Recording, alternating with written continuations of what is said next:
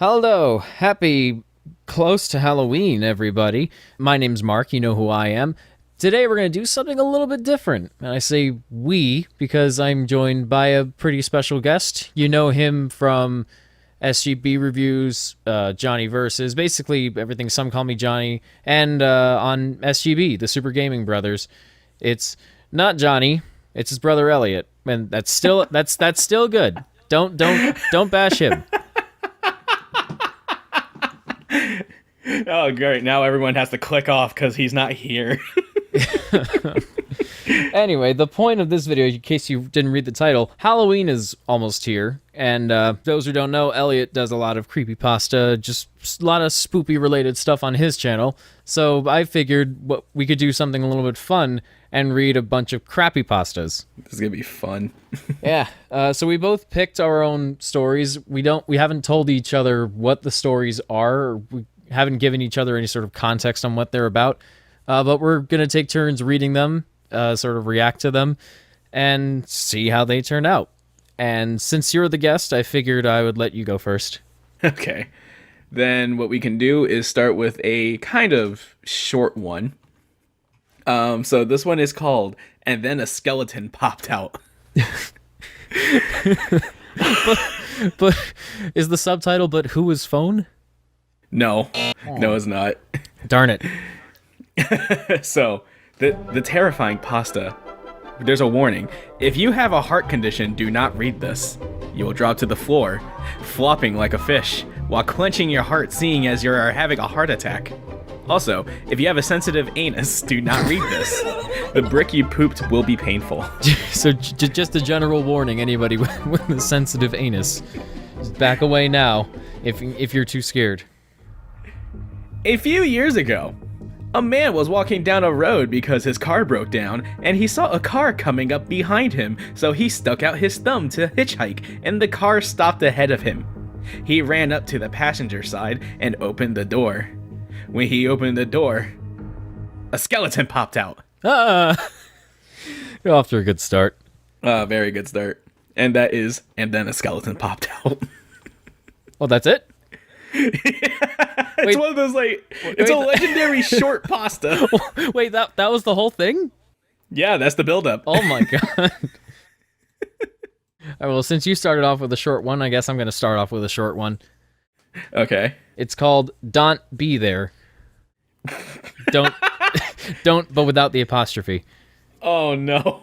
Great start. Great title. For the record, I'm going to be putting the stories up on screen so the audience can read along to it with the spelling mistakes included. So this is it's going to be so much better. All right. Spooky music. I was there. He came to my house, spelled H-O-U-S, and gave me a Nintendo 64 cartridge. And I look at it, and it say, "Here, have Mario."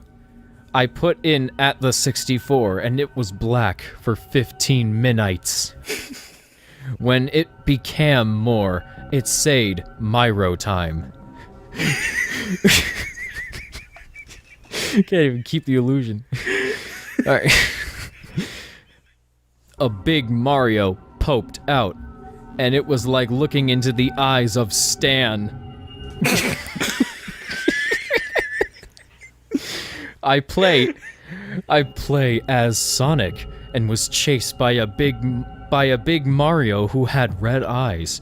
He bleed out of eye and scream. I turn off of game because I was scared. I now hear a whisper. It say, "Don't let him in. Don't let him in." And it won't, but without the apostrophe, ever.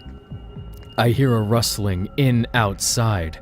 And I look out and see a big man standing, and he screamed, "Get inside!" And that's it. The entire time I was just thinking about Half-Life full life consequences. You know, reading this again, I'm kind of disappointed that the big man wasn't Big Smoke. Oh god. Because it would have been, I look out and see a big man standing there, and he screamed, "All we had to do was follow the damn train!" All you had to do was stay inside the house. And look into the eyes of Stan. It's like, yeah, Mario is my Stan. You're my angle, and I'm your demon. Oh my god. Right. Well, we got those stories out of the way. Well, now it's you now. I say now a lot. Okay, so this one's not that long, but it's pretty good. This is called The Supermarket Monster. Oh no. Once in a place far away, a very long time ago, there was an boy named Roger. He was tall, but a bit round. He lived in a big city where unusual things seemed to happen every day. For example, his uncle died. Anyway, Roger had lots of enemies. Okay. So you're just gonna brush over the uncle death. Yeah. It's like MCU Spider-Man all over again. So Roger had lots of ennymes in the city. All the people. Lots of what? Ennymes. Ennymes. All the people he used to like were now his ennymes because he changed. He used to be a really successful banker named Ron, but he decided to go another way, and now he is a hobo named Roger. Because of this, his friends thought they didn't like him anymore, so they said, "You're our enemy now." And Roger was like, "Oh no, I have no friends but loads of ennymes." I love the consistency going on here. Roger lives day to tomorrow. By the change he gets off strangers outside McDonald's, but sometimes when he gets enough money, he goes to the local shopping center called Teco. He can only buy things when they are on sale, so he only buys things when they are on sale because he doesn't have any much money. Like, it's spelled Oinly. Oinly. I only misspell words on purpose. Sometimes he even gets enough change to buy chicken when it's on sale, and he goes into KFC and says, "Can you cook this for me?" And they do it because they are his ennymes and spit in the food. Yuck. So they still cook the chicken, but they just spit in it? Yeah.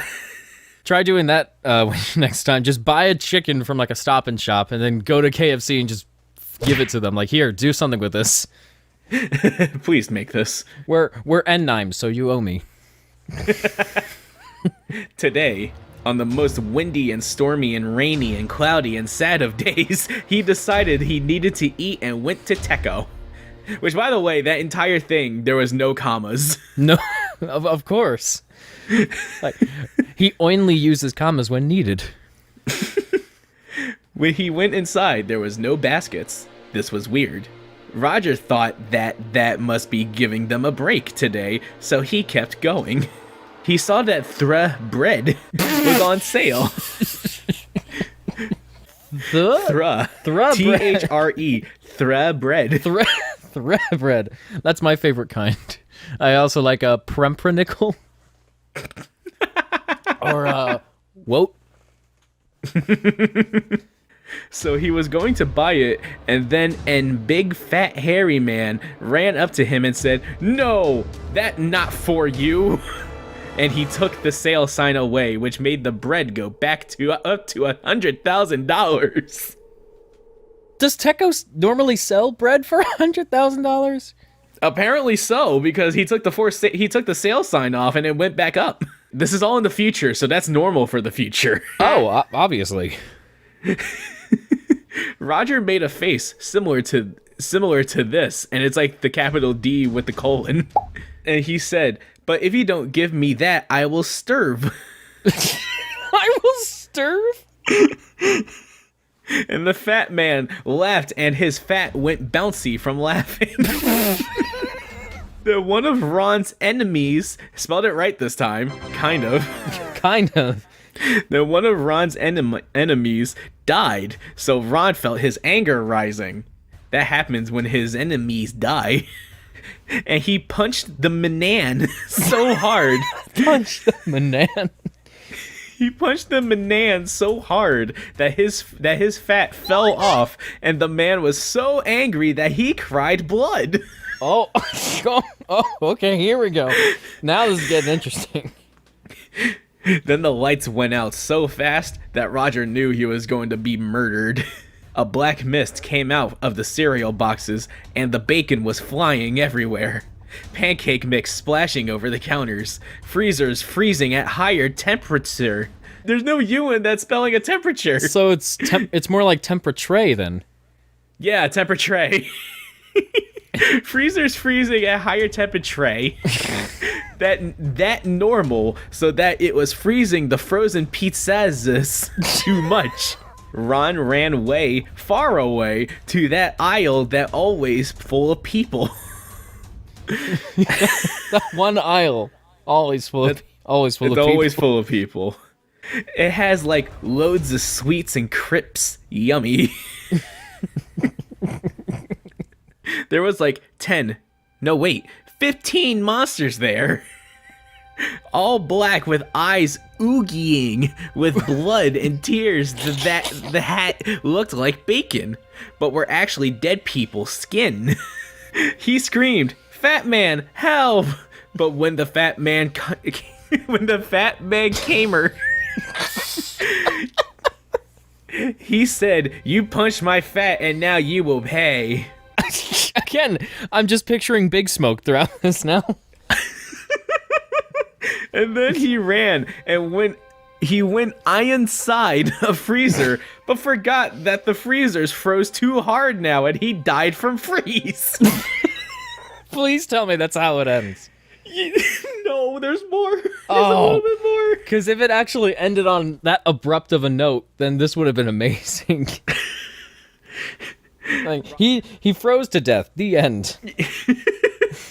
Roger ran to a exit and was almost out when he tripped on something. He looked down and saw his enemy saying, "Help me, the pancakes were too string." Don't you hate when your pancakes are string? Ah, dude, I have that problem every morning. And then he said, "No, I am Roger. You were Ron's friend, not mine, smelly." Ooh, ouch.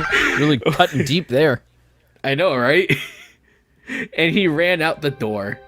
He was safe. He got out. He escaped. He avoided death. He was alive. He was tall. He was safe. He was Roger. He was long. He was tan. He was handsome. Meat. He was drunk. He was hot. You got lucky. Oh my god. Don't ever call here again. Then he went back in for the bread but forgot about the monsters.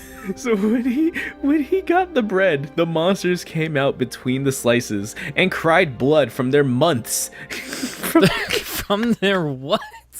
From their months. Oh, their months, of course. I've also heard that they can cry blood from their days or their years.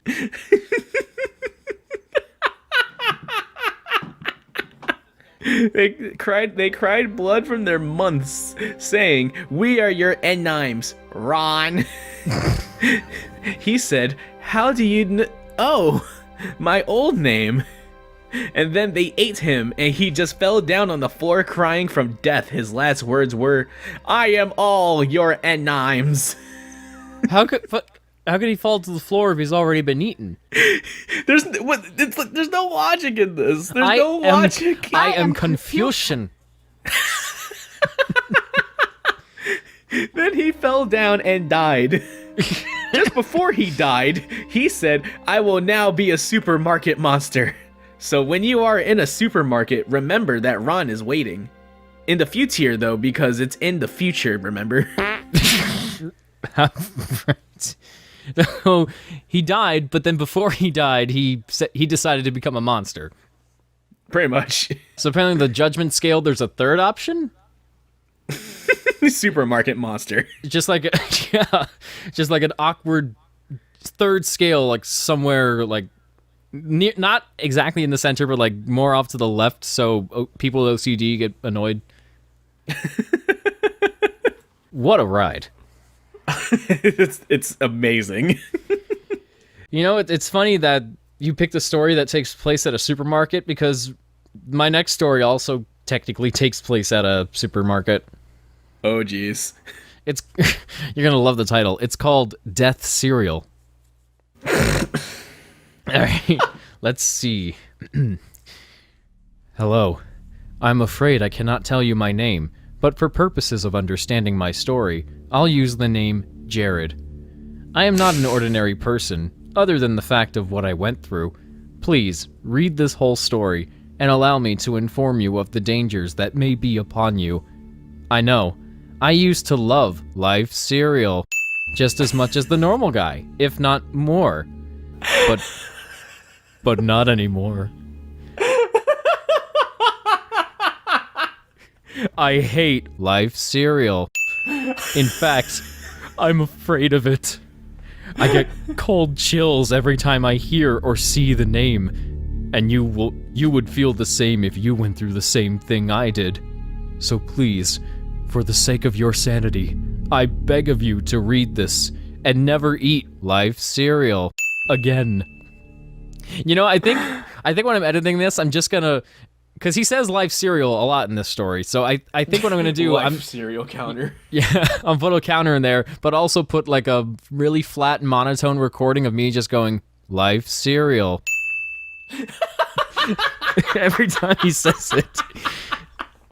Alright. That's perfect. Moving on. One day, on a mid-January morning, I had just woken up by the alarm clock. The clock didn't wake me up, I woke up next to it. That's how it was a nice day, beautiful in fact, though I didn't get much sleep, only about 3 hours or so. My eyelids stuck together, like closing in towards the center of my face and just sticking together? What? What is... Whatever. And I wasn't too thrilled to get up.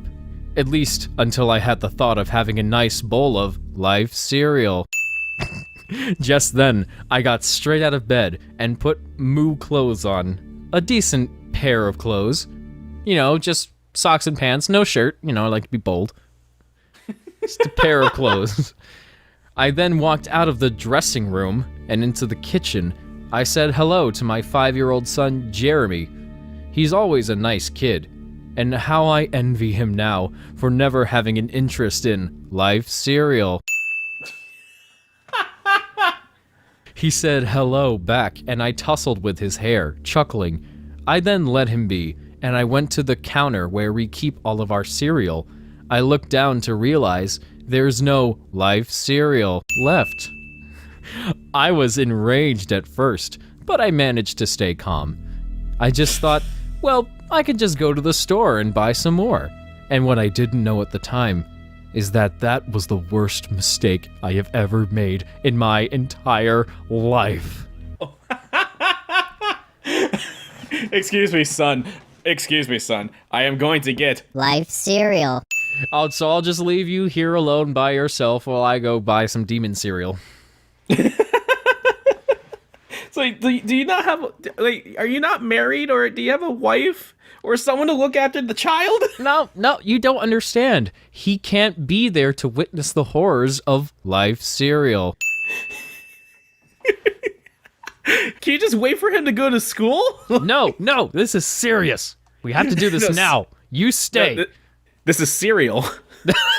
This is cereal, of course. You might even say it's a serial killer. Oh, jeez. All right, we're going off tangent too much.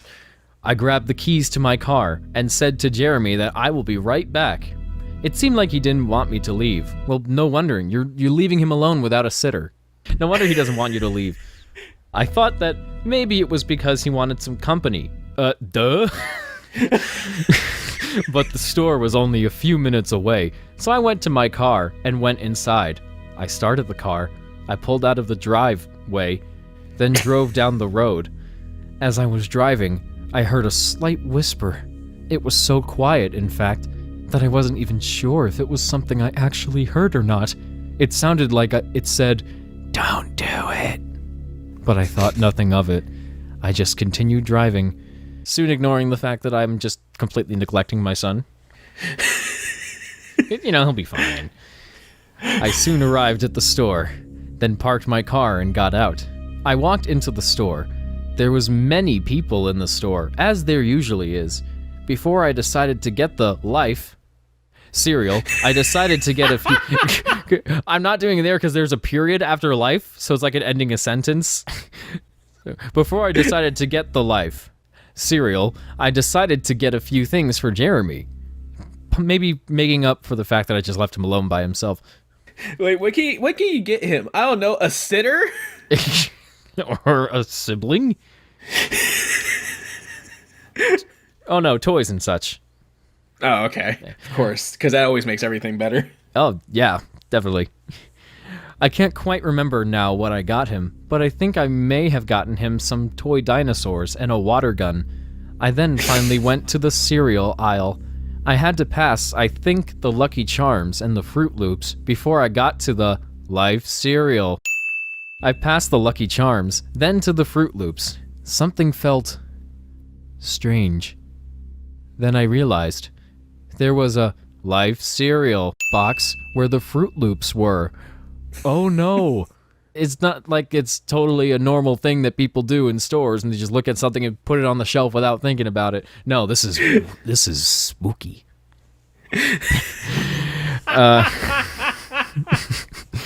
Now, I should have, without an E, thought that something bad would have, without an E, came from it. I mean, you don't see an orange in a batch of apples, Doritos in a bag if Ruffles. What difference is there with a box of Life cereal where the Fruit Loops are? Well, I still grabbed the box.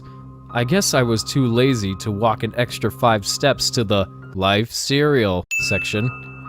What, you mean making your life easy? Yeah. If it's right in front of you, it's like away from the other boxes. Just get it that's right in front of you.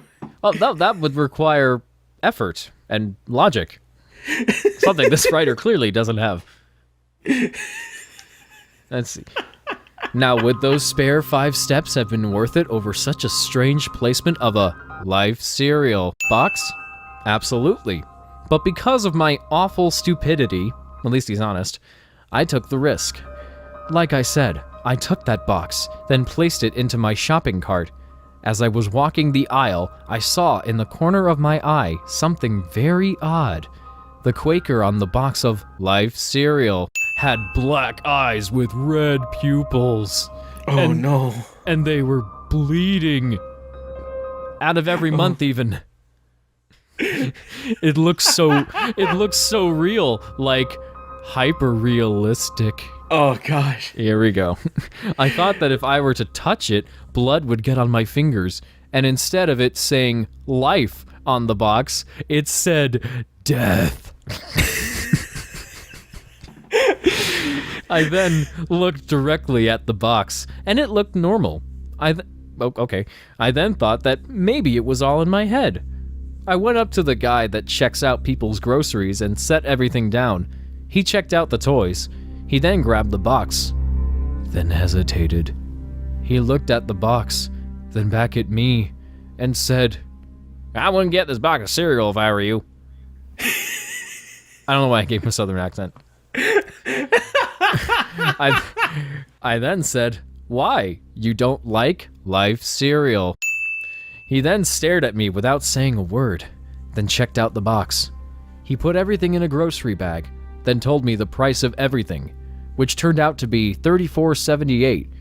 It's funny how he remembered how much everything cost, but he doesn't remember what he got for his son. I know, right? Which I didn't understand because everything I bought was cheap. I handed him $35 and said, "Keep the change," then grabbed the grocery bag and left. I got in the car, then drove home.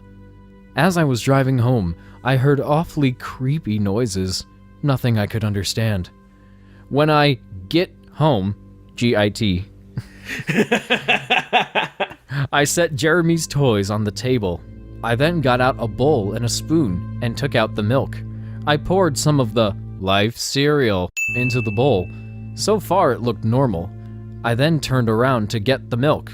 What, you said you took it out, but you're getting it again. I grabbed it, then turned back to the bowl. Now, the Life cereal looked black. They looked almost like charcoal. Oh, charcoal. Okay. It was very strange, but I then poured in the milk. As the milk filled the bowl, a red liquid combined with the milk, making it look like blood. Oh no. Soon it looked just like blood. I found it nauseating, but I let my weakness of curiosity get to me. I dipped the spoon into the bowl, then lifted it up and took a bite as I chewed. Why are you eating it? Yeah, oh god, it's charcoal and blood. That looks good, might as well try it. This rat poison and dog droppings? No, that looks terrible, but it might taste good. No, you know what it is? It's like you have some s'mores. You got s'more cereal. As I chewed, the cereal tasted like ashes. Well, it's charcoal. What else is it gonna taste like? And the milk tasted like blood. Again, what else did you think it was gonna taste like? Wait, what was it gonna taste like? Like Oreo milk? Like, it's not like Forrest Gump. You already know what you're gonna get. yeah, exactly. I almost felt like I was gonna throw up, but for some reason, I couldn't help but to eat the rest. It was disgusting. Once all the cereal was gone, I then guzzled down all of the bloody milk. I was finally done. Finally. And never again did I eat Life cereal. I hope you now understand why I never eat Life cereal at this point, and why you shouldn't. Unless you want to go through what I did. Yeah, just eat it because you said it's gross, but continue to eat it? And he doesn't make it clear that it's some kind of supernatural force, like, making him do it, or if he's just doing it by choice because he calls himself stupid, so we know that. It's like, that's kind of the other thing that got brushed aside. It's like, oh, don't do it. And it's like, oh, well, that was weird. I'm already doing it, so I guess I might as well keep doing it. That was weird. Anyway, going to get my Life cereal. It's over, by the way. That's how it ends. Okay. That's awful. Oh man, stupid protagonist syndrome. Who was phone? It's kind of funny you mentioned that. Is that what your next story is? It has a small twist, I would say. It's a take on the classic Who Was Phone, but this is called Who Was Conversing With Me on My Cellular Phone. Oh, well, I was close. I got 3 of the words right. I was sharing a passionate kiss with my romantic interest when my cellular phone alerted me that someone wished to converse with me. The man on the phone inquired as to what I was engaging in with his daughter. Assuming this man was my romantic interest's father, I explained the conversation I had to her. She informed me that her father was deceased. That is when I thought to myself, if her father is dead, then who was conversing with me on the cellular phone? And then a human skeletal structure appeared. What? Again with the skeletons. But this one sounds like it just came right out of nowhere. At least with the first one, there was build up. This is just like zombie Iron Man. Okay. Oh jeez, that was the very short one. Yeah. Oh, that's it. Yeah, that's literally it. Oh wow. So you have 2 really short stories, and they both end with skeletons popping out. Apparently so, yes. I wouldn't be surprised if these are from the same writer. I wouldn't be either. Well, you know what? I would have been a little more excited about the twist if it was Skeletor. Oh no. Yeah. Yeah, He-Man. I'll get you for casting Noah Centino in my reboot. And there's your daily obscure joke that nobody's gonna get. Okay, we're doing short stories again. This one, wait, which one should I do? Oh, that's a long one. All right, let's do this one. This one's called, Yoi, the Homicidal Maniac. Yoi? Well, in the title, it's Y-O-E and then an uppercase I. So I think it's the guy's just speaking in forward reverse.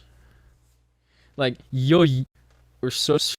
And a homicidal is spelled it's a homicidal. Oh my god. It's HOMOCIDLE. All right, let's see.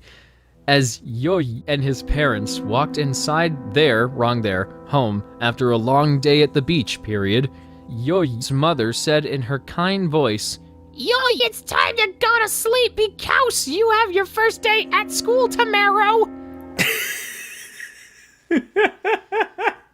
Close to Marge Simpson on this. You have to go to school tomorrow. I'll crunk with you.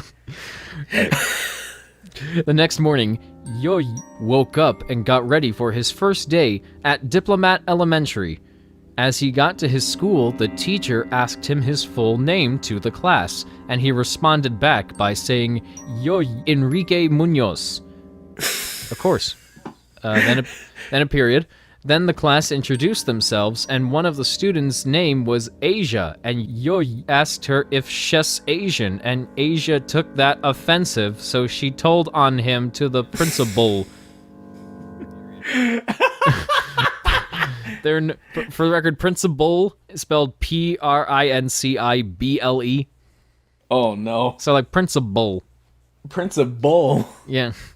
Later that day, Yoy spoke with the principal, and Yoy got so mad that he grabbed him by the neck and snaped it, period. Yeah. Okay. Snaped? Yeah, like Snape. Oh. You know. Oh, Snape. Like when you snape your fingers. Oh, okay. That makes sense. Yeah. See? Yoy had that murderous feeling, and he fled the scene from police for horse, and then he stumbled on his home, period. 3 a.m., Yoy grabbed a knife from his kitchen and went to his parents' bedroom and killed them, and then he went to his brother Lazaros' room and sliced him in half, period. What the... Young unknown killer still at large, said the Wink news reporter. Wink news reporter? Yep, and that's how it ends. Oh, man. He sliced him in half with a knife? Yeah, well, might have taken him a while, but he did it. I guess, sure. Why not? He just grabbed the knife and sliced him in half. He only used a knife. Nothing else. Only. All right, what do you got next? Oh, jeez. We could go with this one. Creepypasta with a side of sauce. This thing on? Guess it is. I could see the little light on the recorder and it isn't flashing just yet. This is well, okay. It isn't a last will of any sort. It's a recording of the freaky stuff I just saw and ate. Oh god, it was bad. Not the previous phrase, but the food. Well, okay, let me. You might want to rephrase that. Let me start at the beginning. As in a few hours ago, and what the heck I did at the cafe. If it was a cafe in the first place. I got a call from an old school friend. She wanted to meet me for a bite to eat. She's a hot chick, and I hadn't seen her in a good long time. Of course, I kept in contact over the net. With a body like hers, I'd have been stupid not to. Oh god, he's gonna be a nice guy, isn't he? Oh yeah. Milady. Was that Beetlejuice? Yeah, sure. Plus, I was hoping to get lucky with her. Oh, jeez. Oh man, I'm drooling. You might wanna clean that. It's showtime. Oh no. So where was I? Oh yeah, I go to the place. I go to the meeting place, and it's something that looks like an abandoned building, all hollowed out. I think to myself, this isn't the place. Look at the address, 13 Kent Street. It syncs with the numbers on the building. Funny thing is, this is a building in the middle of a busy city. Just a building. Just a building. Not like a skyscraper or a house or an orphanage. Just a building. Just building.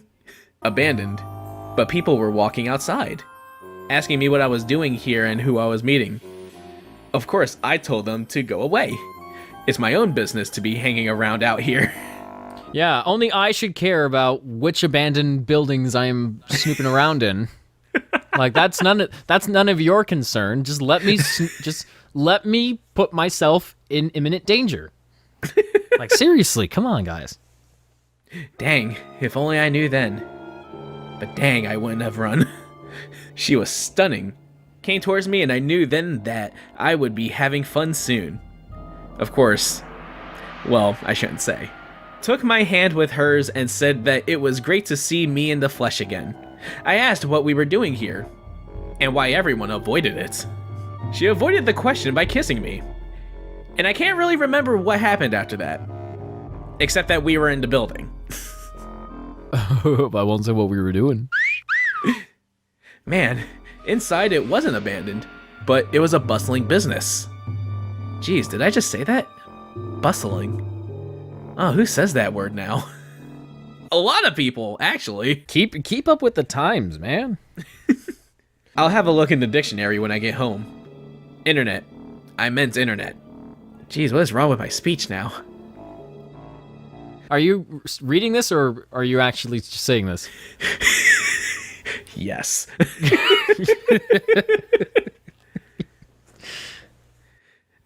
Oh well, it was a busy cafe. She directed me to a table and we sat down. Small talk. We were gazing into each other's eyes. Jeez, that sounds so cliched. But for two people who hadn't seen each other in a good long while... Okay, going off track here, and I don't know what's going on with me. Menu was pretty normal. All pasta. Nothing but pasta. Yeah, drinks were normal, and there were hamburgers, but different. Never seen a cheeseburger pasta before. You've clearly never been to New Jersey. She knew the place, and she ordered for me. I'm looking at the menu, I'm curious, I'll just make my own order. Please don't order for me, because you don't know if I'll like it or not. Oh, no, we're clearly psychologically linked. I'll order for you. Didn't catch the name of the dish. While it came, we talked. She told me how she always had a huge crush on me and never said anything. I was stunned, but my tongue loosened and I confessed the same. My tongue loosened? Yeah. Yeah, it just got loose and fell right out of my mouth. Yeah. Oh yeah, keep in mind also, this story is either 1 or 2 lines long for a paragraph. Oh. So it's not paragraphs, it's stanzas. Yeah, it's stanzas. We got closer, and geez, I was about to kiss her again when the food came. I must have looked annoyed because she laughed and reached under the table to... Okay, losing thought there, gotta focus. Why would you write that into the story? Because personality. Pasta was good. Slightly tasted of iron, but I brushed that off as a figment of my imagination. The meat was tender and slightly tasted of chicken. Did you have chicken? I'm beginning to think that was actually chicken. Yeah, like... What kind of meat? What kind of meat is that? It tastes like chicken. Chicken? You know, this pizza's pretty good, but it tastes a lot like oatmeal. Looks down. Oh, it's oatmeal. Then again, what meat out there doesn't taste like chicken in some way? What kind of meat are you having? Something nagged at me and I looked up to see everyone in the joint was staring at me. Julia, the chick I was with, was smiling sweetly at me, but there was something in their eyes. I didn't know what it was. That's called a pupil.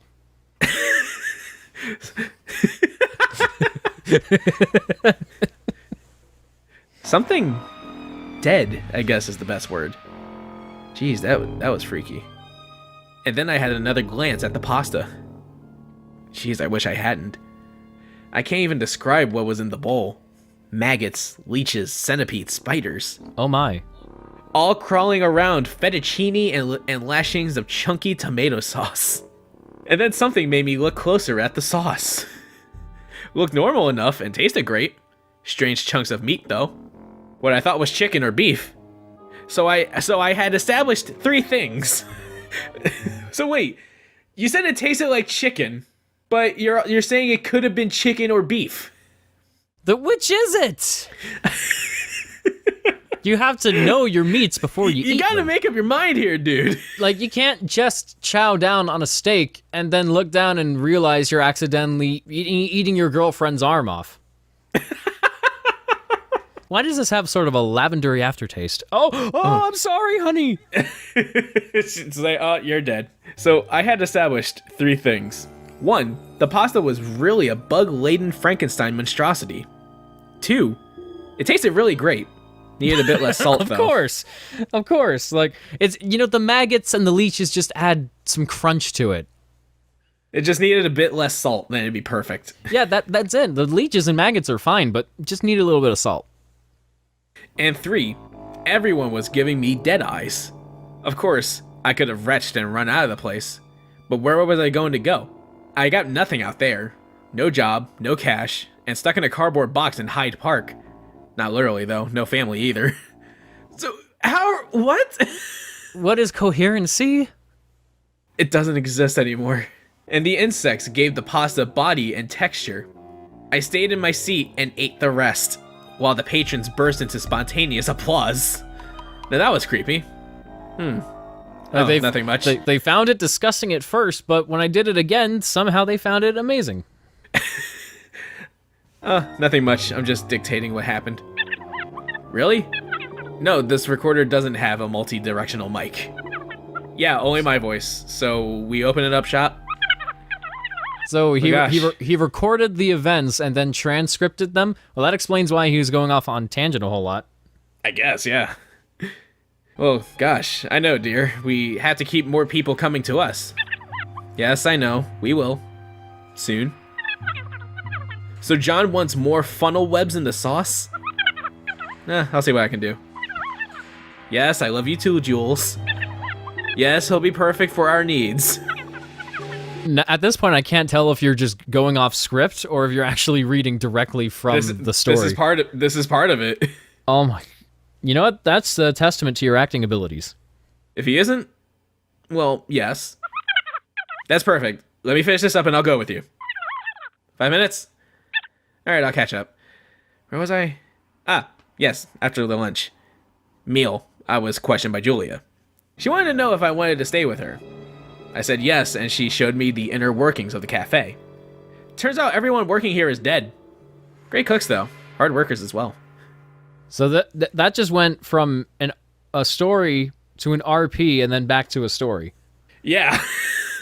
Well, no, more like a one-sided RP at best. Yeah, it's a one-sided RP. It's like RPing with himself.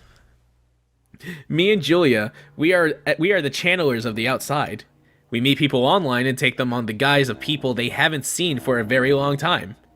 We lure them in for one of 2 purposes. 1, we always need new workers. The undead only last so long before they're put into pasture. Literally. The other purpose? Well, it's in the sauce. It's all in the sauce. What? Wow. Oh man, this was terrible. That was just a mess. That was clearly there was no second draft. No. There wasn't even a first draft. That's just an outline. It was all quick and done.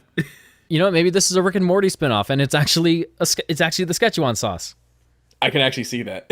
Obviously, and if you take the first letter of every stanza and combine them together, you spell out wubba lubba dub dub.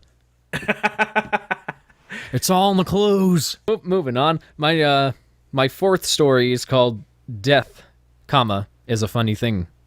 What? I found this morning and I read through it to see if there was anything good, and I'll let you be the judge. Okay. One day, a boy named Charlie Wackaweed was making a wish on a star. That's your opening line. Wackaweed? Yeah. Wackaweed, everything is better with wackaweed. Oh no. He did not know that the wish he would be making would change his life forever. It was late one night, when Charlie was looking at the stars. He had heard that if you wish on the first star you see, your wish will become true. So he spotted the first star that he saw, and he made a wish on it.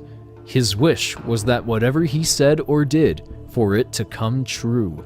So for instance, if he would say, "Let it snow," it would snow.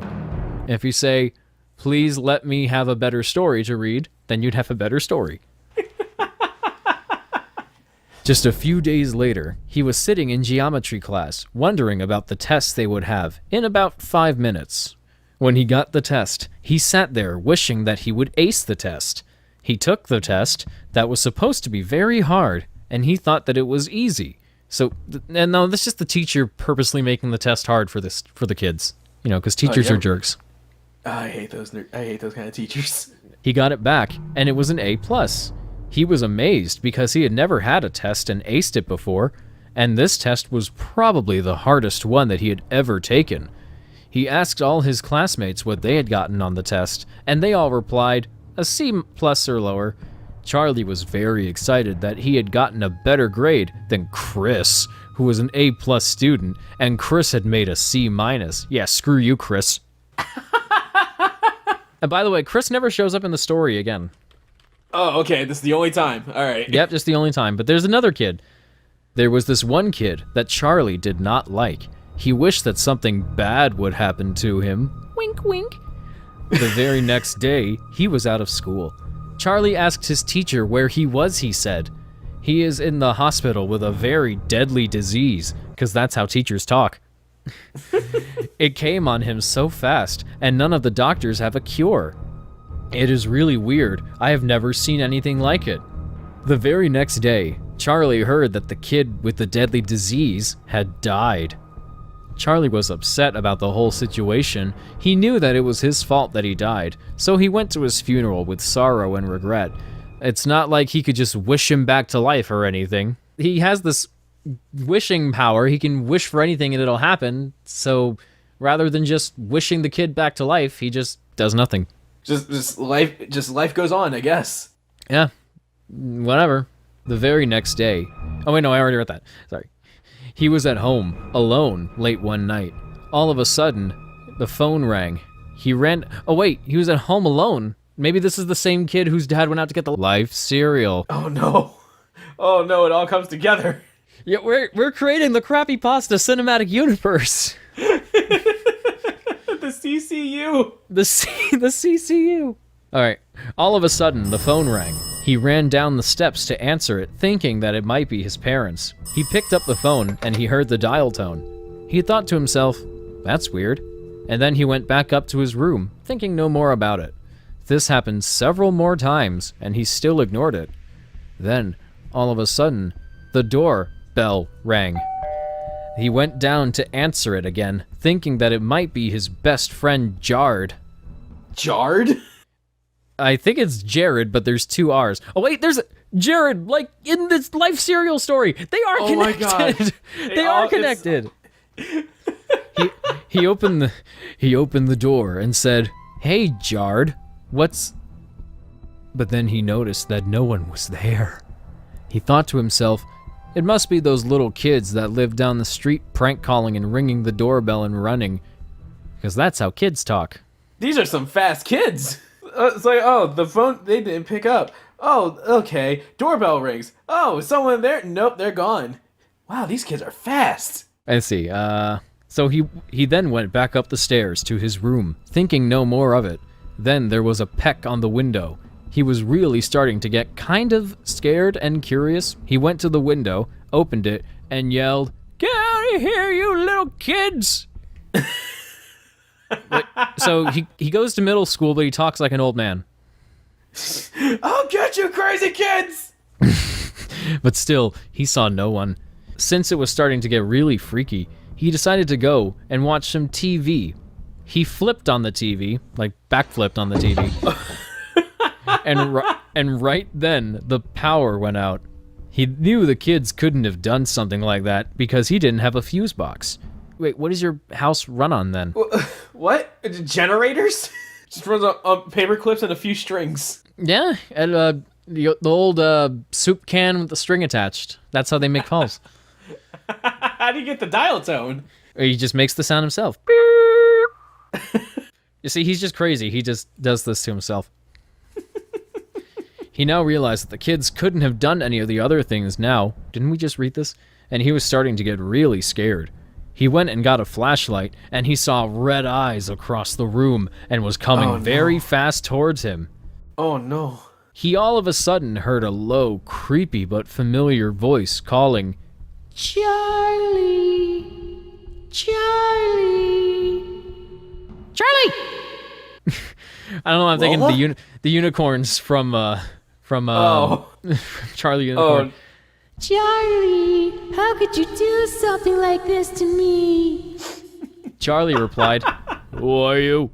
What do you want from me? I have no clue what you're talking about. Now making Charlie sound like Charlie the Unicorn because of this.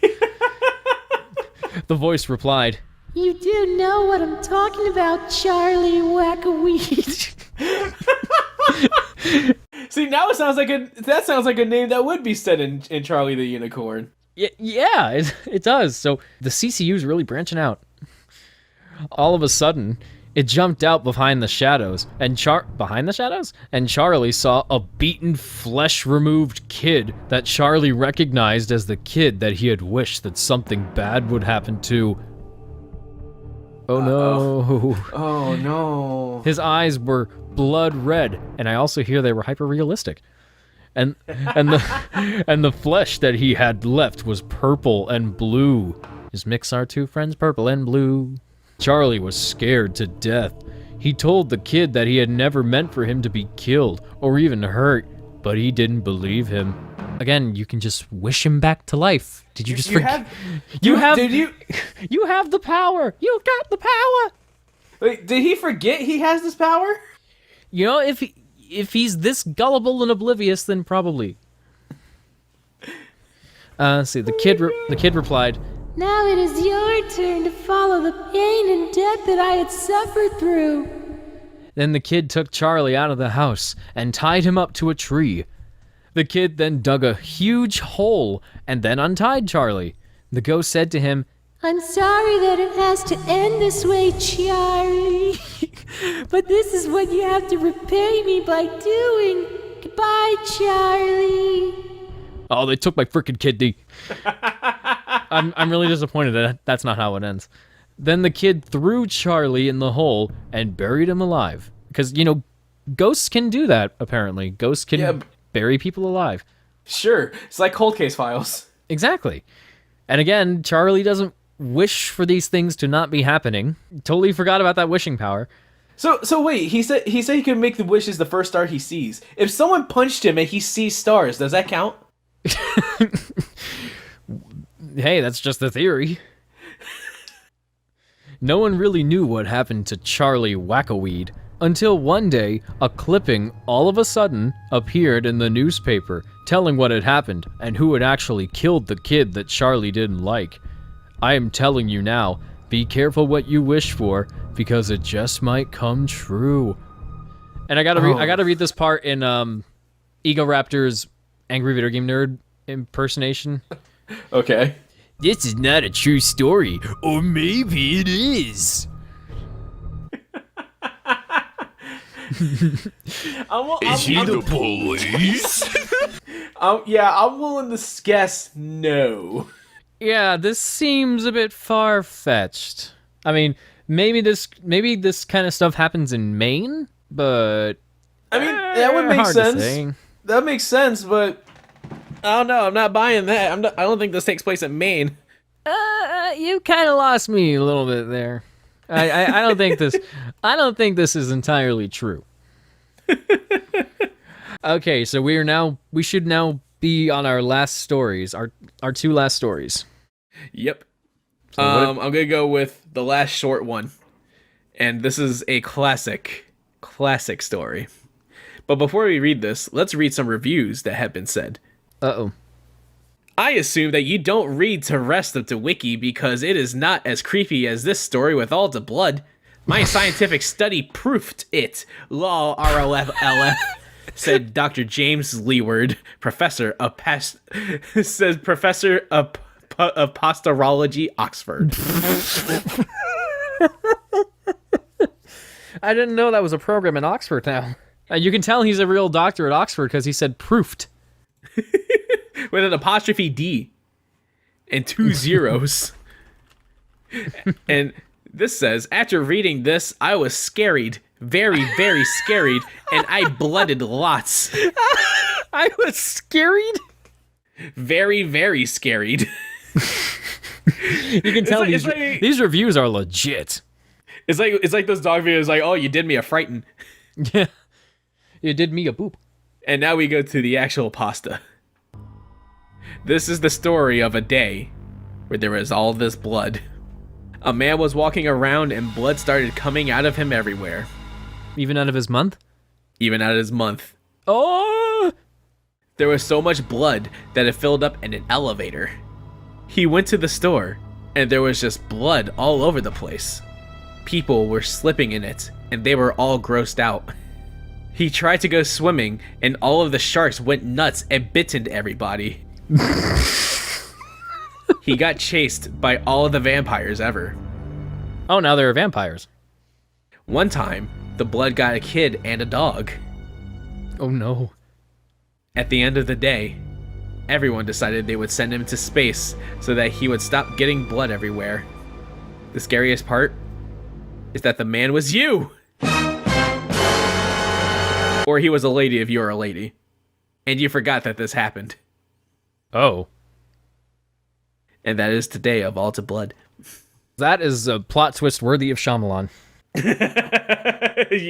So you forgot it all happened. Yeah. So you just see it happen once, you don't remember what happened after. All right. So my last story, well, since you read reviews on that, this is from Reddit. I'm going to read comments on this first. This is from Mustafa Q79. It's a good story.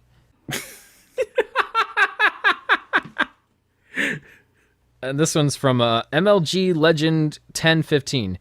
Very realistic, sir. Oh, whoa. Oh, whoa. Actually, there are 5 comments, but I'm just going to read the last 2. Huge number 1350. I screamed and threw my laptop against the wall when I read this entire story. The same thing happened to me. I know the exact feeling. It was all true. But then the last one is from that Minnow Claw Boy. 2 spoops for me.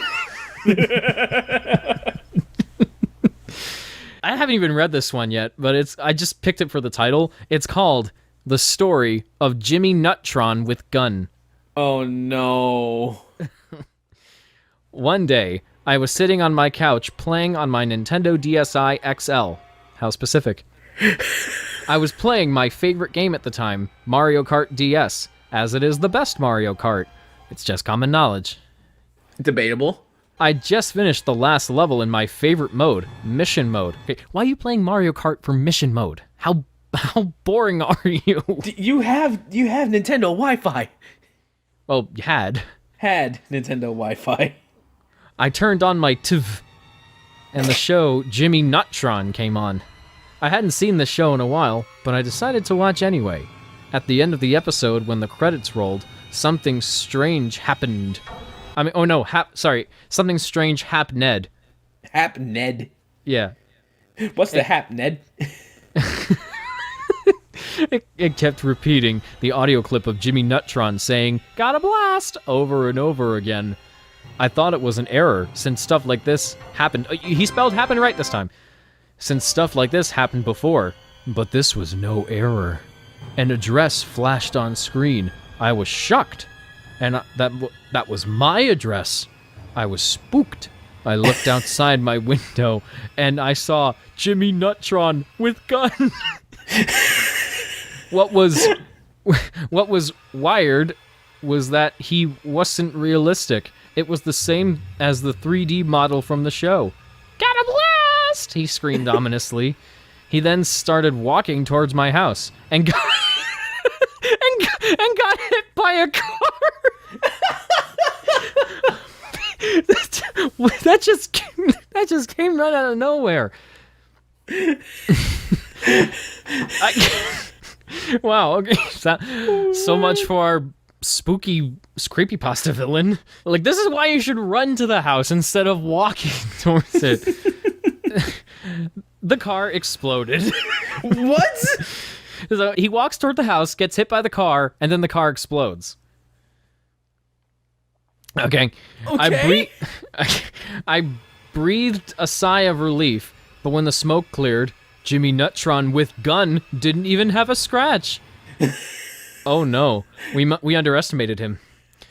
I panicked. As he approached. Oh no. I panicked as he approached my house. I locked my door and pushed my shelf against the door. It was no use. He teleported inside my room. I screamed. What? Then he shot me. It's no use. As I died, I heard him call me a virgin. As he dabbed on my corpse. Oh my god.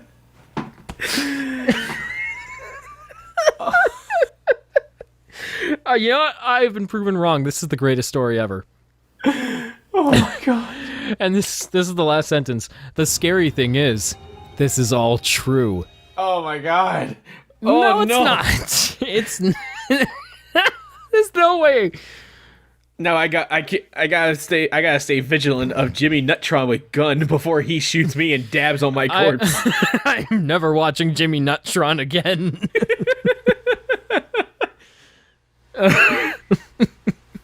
Here lies me. I could have lived a long life, but Jimmy Neutron had to go ahead and shoot me, dab on my corpse, and call me a virgin. That's how I want to go. And Knuckles on the tombstone as well. Oh, of course. Classic. Because, of course, Knuckles was there, too. He has to be. But he was just standing around looking at me and going, Oh no! that's his only contribution, just watching me die and then going, Oh no! like, thanks for the help, Knuckles. Well, Gullible this was jerk. quite this was quite the adventure and a half. I know I said I was probably going to take out some stories, but these were all just amazing. So I'll probably make this into like a mini series with like, multiple episodes. Oh my god, what a ride. I'm glad that I had you here, Elliot, to help me get through this. This was fantastic. This was such a fun time, dude. Yeah. Oh god, we gotta do more. We gotta do more of these. Like maybe this could be a new Halloween tradition. Oh, that'd be cool. That'd be very, very cool. Oh, should I let you go ahead and plug your links? Sure. If you want to find me on YouTube, it is Creepy Elliot. Just you can type that in. I'll more than likely be the first result. Same thing as my Twitter. It's at Creepy Elliot, and I am also part of a Let's Play channel called SGB Likes to Play. So you can find that. And we're currently in the middle of our Halloween fest where we are playing a bunch of horror games, like intentionally scary games. Intentionally scary. Well, just try telling them the story of Jimmy Neutron. Like I'm sure they'll freak out. Oh man, it's gonna chill them to the bone. Just throw Cole Phelps and Todd Howard in there. That'll make it even scarier. So if you want to check out my channel or the Let's Play channel, you have those. And again, my Twitter is at Creepy Elliot. And if you want to give me a follow, go ahead. I'm all for it. And he's a good boy. I am good as the boys. He's a good boy, and he smells nice. I mean, I showered last night, so. Oh, there you go. See, I was right. All right. Well, if you want to see us tackle more Crappypastas, yeah. If you want to see us tackle more Crappypastas, you can put it in the comments or wherever. I don't know. If you have any stories you'd like us to read, then you can tell us, and we might do more of these. That'd be very nice. That would be. I don't mind getting spooked. All the spoops. All the spoops. All right. With that said, this is Elliot and Mark bidding you all a smashing farewell or whatever. Happy Halloween, you freaks.